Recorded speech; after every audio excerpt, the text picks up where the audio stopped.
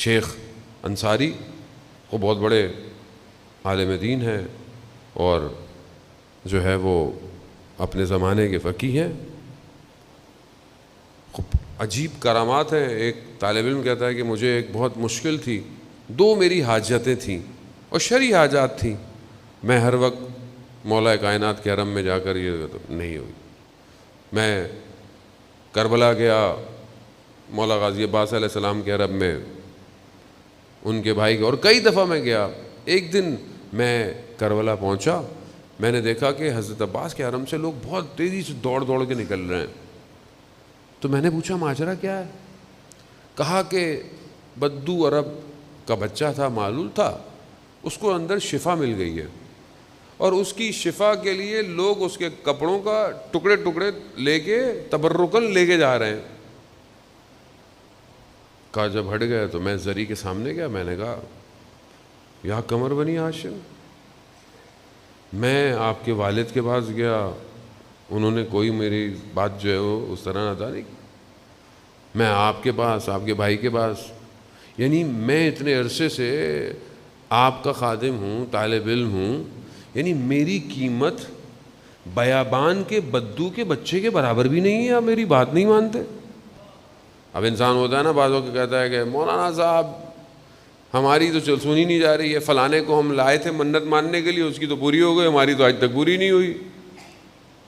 عزیزان محترم, خدا اور خدا کے ولی بہتر جانتے ہیں آپ کو کب اور کیا کیسے دینا ہے. کب وہ ظرفیت دیکھ کر دیتے ہیں, انہیں پتہ ہے کہ زیادہ دے دیا تو انہوں نے کرنا کیا ہے. پھر ایسے ہی ہے.